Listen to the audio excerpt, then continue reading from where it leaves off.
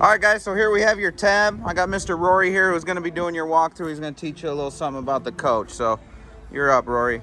All right, first of all, we're going to need a 2-inch ball for your cup. Also, you're going to need a personal lock to lock it whenever it's sitting in storage or while you're traveling. That way it doesn't come loose. You get it while you're sitting in storage. That way nobody can just back up and hitch up to it and take off with it. You got a manual hand crank here. Also have your 7-way power cord. 7-way power cord does your running lights, turn signals, stop lights. Also provides 12-volt power for the camper itself, and also to be able to utilize the brakes on the camper. You have your safety chains with the breakaway cable. I only have it pulled through one chain link, and that's it. You don't want to snake it through the chain, because then you'll start wrapping it up and then it won't be able to pull the pin out, which is going to lock the brakes up, just in case it comes disconnected from the vehicle. All right, up here in the orange box here, we've got your LP tank. This has been purged and filled, and a drop pressure test has been performed on the unit. Make sure there's no gas leaks. Got a brand new regulator on here. The old one was not functioning properly, so we've got a new one on. This is your 25-foot 30-amp power cord. Have it stowed away in the vehicle here, or in the front box here. And also a brand new battery, Group 24 Deep Cycle Marine battery up in the front. If you want to turn your LP on, it's just a simple turn that on. If you want to know what the pressure is inside, you can get you a regulator that goes on there, and Babe will tell you how much pressure is in the tank. It's not going to be able to tell you exactly how much you have in there. But all right, up here on the driver's side, we have a solar plug. If you're going to get a solar panel, you can set it out there while you got the camper up underneath the shade. Plug it into here. It'll keep your battery charged by solar power. Your front valve here, this is for your gray water. And then the big black one here, this is for your black tank. So hook up your hoses accordingly. It looks like you're going to need 2 of them depending on how you're going to camp. All right, off to the side here, excuse me. We have a cable inlet, so you'll run your cable from point A to point B. That will give you cable into the camper. This is a vent for the plumbing. Fresh water only, push to open, so you'll just push that. You'll set the water hose in here. Don't turn it on full blast, because this is going to shoot right back out. So just turn it on, let it gradually fill up. It's not going to take much to fill it up, but that's how you fill your fresh water tank. When you're done, you close it. That way you don't get any debris down into there. City water connection. Your city water connection, maximum is 55 psi of pressure. Get you a water regulator to hook on here. That way you don't have any issues with plumbing or the pop-off valve. Basically, make sure you have a good gasket in there. If you don't, you will be pushing water into the camper, creating water damage. Alright, back here we've got the spot for your power plug to plug into. It is a twist lock, so whenever you plug this in, it needs to be pointed straight up and down, not off to the side. This is your furnace, or should I say your hot water heater / floor heater. This is where it vents whenever you're using it on the propane side. Alright, stabilizing jacks. You have stabilizing jacks in the front and rear. These are for your rear. They're located right here. You do have a special crank handle for the rod right there that will lower and raise your jacks. You also have a spare tire located up underneath the camper. Tire pressure has been checked in it as well. Nothing else too much going on in the back. On the passenger side here, we have 110 outlets, just in case you got a golf cart you need to recharge or want to plug something in. And then we've got the side here, which are entry steps. Just a simple pick up and pull out, and your entry steps are ready to go. Your entry door. Alright, inside the camper here, we're going to start at the front and work our way to the back. We have overhead storage above your cooking station and your sink. As you can see, you've got a remote, a couple remotes, your keys for the unit, and also what manuals are in the unit. Alright, above the sink here, we've got a switch here. Unit's not plugged in, the battery disconnect to shut off. But this is where you'll turn this on. I have 2 levels of lighting. In this bag here is a kind of like a canopy or awning for the unit for the teardrop, which is going to run in the track up top there. Alright, here we've got your cooking surface. This is a simple press it in and push. and then you will have to use a grill lighter to ignite the burners themselves. And then of course make sure you shut it off, that way you're not leaking LP. Now below it, we've got a refrigerator that'll work off of 3 different options. You can use your 12 volt, you can turn it to the 110, or you can turn it to gas. When you're traveling down the road, you're going to want to use the 12 volt. That way your vehicle will help keep the refrigerator going as you're traveling down the road. When you get to your park setup, then you'll want to go ahead and put it on the plug-in, which is utility side. If either one of those fail, you always have the LP as a backup. That is your spark igniter for whenever you do go to use on gas. And then this is your temperature adjustment. So the more that you turn it up, the colder that it's going to get. This is a travel lock for the refrigerator whenever you're using it.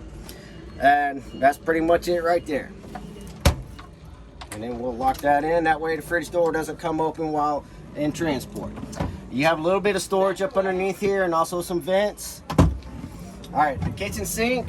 This also has a cutting board that you can use to cut your food up with, but you got your kitchen sink with the stopper located here. Front kitchen window. Basically just a blind if you want to have privacy. Window does not open. All right, stereo up here.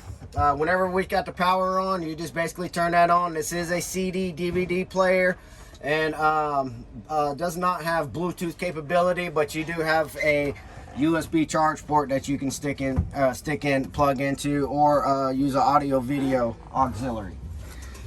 All right, light switch here is for the light in the bathroom, which this is your bathroom. We call this a shoilet because this has your toilet and it's also a shower.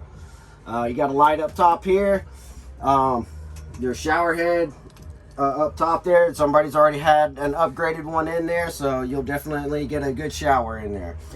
For the toilet usage, I'm gonna step in here right quick. Joe's gonna bring the camera in and shine it towards the back here.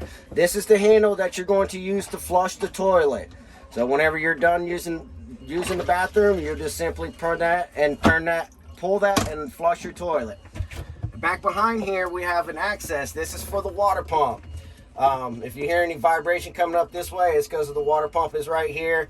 And also, if it's not working, you'll be able to find out where it is, and it can be serviced or replaced. All right, that's it for the big bathroom.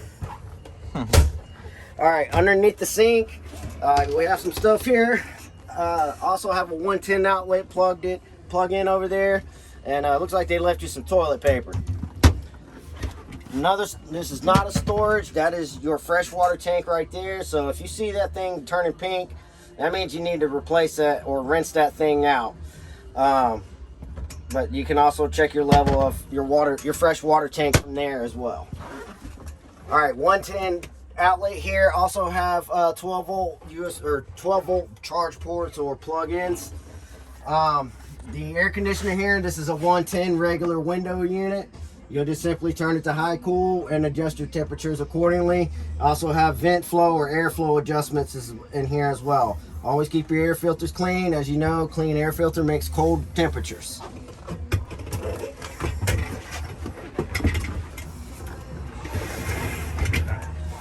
All right, your table here does break down. I think it's up at the front. Right here in the front. We're gonna click that yellow button off to the side, and then we can just simply, once we have the yellow lever out the way, we can just simply push the table down, fold it down, and then be able to set it wherever we need to. And now, of course, whenever we set it up, we just simply pull it up like this, everything snaps in, you're ready to go. All right. I'm gonna have to have you come over here, because I gotta. All right, this thing is called ALDE. This is how you're going to operate your hot water and your heat. This is not a forced air furnace. This is actually kind of like a radiant heat system. So this here will be if we're wanting to use electricity, if we're wanting to use our power cord, our 110 volt. So you got 3 phases that you can go up to. Of course, your 3 lightning bolts is going to be your highest to heat up faster.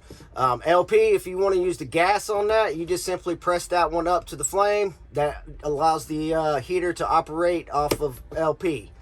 And then this is for your heat or hot water, or if you just want to do hot water. If you just want to do hot water, you're just simply going to press that all the way up to the where just the single faucet is. If you want the heat and the hot water, you're going to push it to the heat wave and the faucet itself. And then this here is your control for your temperature. You can actually control the temperature of it. It's not a set point thing. You can adjust it yourself. All right. Back here we have storage. A bunch of storage up here. Also have your little sconce lights, your button here to turn on and off. You can actually adjust those and point them up at the ceiling and let it wash off of the ceiling, and that way it's not like a direct light in your face. Now as far as making a bed, we're going to have to pull these cushions off. Then we pull it all the way forward. That will allow us to lay it down and actually make us a bed. The previous owner left a bunch of stuff, so this is a rug that you can set outside your camper. You also have a little bit of storage in here, and also where your glycol tank is located. Glycol is what's going to be used to give you heat in the camper. Okay, so when you're done, you just simply close it down. We'll push this up. All right, we got our fuses located down here for a 12 volt. Regular ATC fuses, so stop and get you some spare fuses. That way you've got some just for a backup.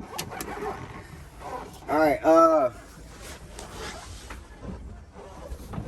lift that up. That'll make a couch.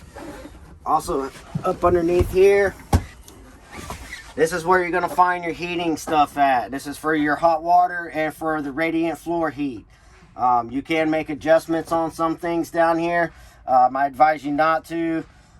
Basically, it's just going to be a service access for us technicians if anything happens to fail on this. You also have your cutoff valves down here for bypassing in case you need to winterize the camper. All right, and then up underneath you is storage.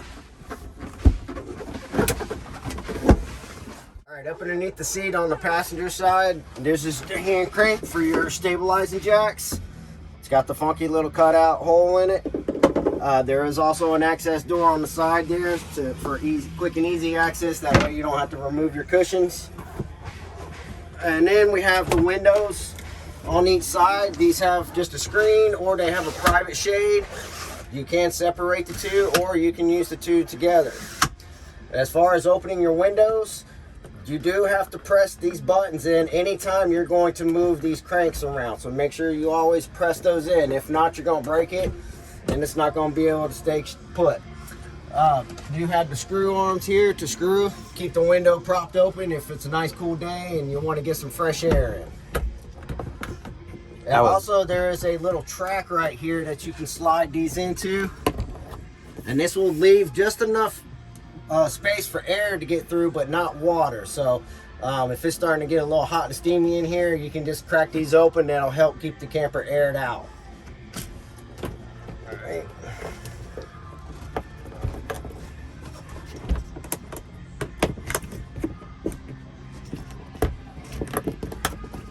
All right, that was about halfway.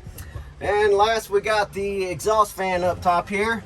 This exhaust fan exhausts and also blows air in. So if you want air to go out or if you want air to come in, whichever one you prefer, you just hit that there. And then this is your dial switch. It goes from a very low to a very high speed. And also make sure you unlock it before you go and crank the lid open. That way you don't break it. Whenever you're done, or if you got to leave the camper, we want to keep this closed. That way if it happens to rain and you're out and about, you're going to come back and you're going to have water all in the camper. So make sure that you close your vent lid before you take off. All right, if you have any questions, give Joe a call and he won't hesitate to come get me so that I can answer them for you. Thanks and have a good day. All righty, guys.